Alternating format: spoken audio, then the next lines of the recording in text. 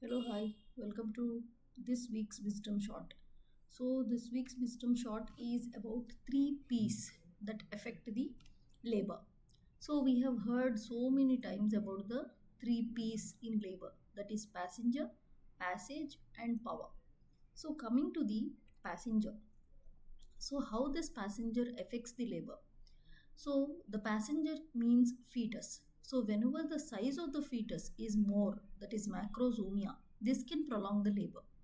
And coming to the presentation of the fetus, if the presentation is cephalic, that is the ideal presentation where you can have a most of the times it could be delivered normally.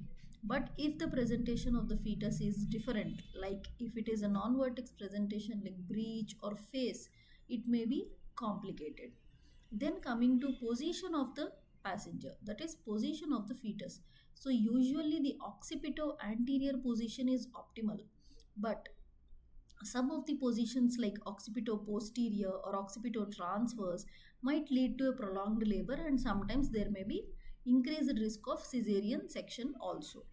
So, coming to the anomalies of the passenger, that is fetal anomalies, something like hydrocephalus, that is accumulation of the fluid, which might lead to delayed delivery or which might lead to obstructed labor, and in cases of conjoined twins, there might be obstructed labor risk.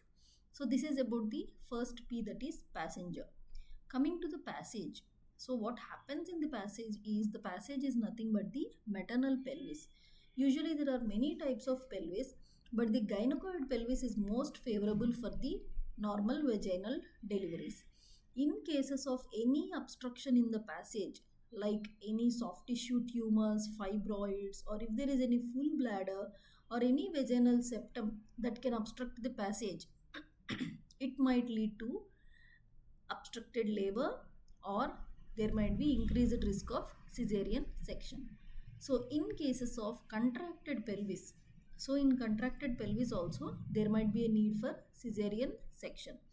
So these are the complications in the passage which might cause any delayed labor or the cesarean section. Coming to the power, so the power is nothing but the uterine contractions. So the primary power is the uterine contractions, which must be regular, strong, and coordinated. So it should be regular, and it should be increasing in frequency. In the previous one, we have told about true labor pains and false labor pains. Similar to that, the primary power of uterine contraction should be strong enough. Okay. So the secondary power is maternal expulsive efforts during the second stage.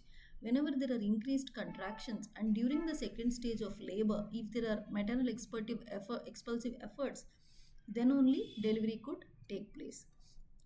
Whenever there is a possible hypotonic contractions or hypertonic contractions, then the patient might land up into labor dystocia, that is difficulty in delivering the baby, or difficulty in labor could be identified if there are less contractions or increased contractions.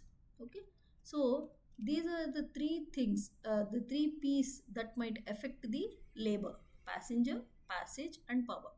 Okay, so that's all for this wisdom shot. I hope you enjoyed the learning. Thank you.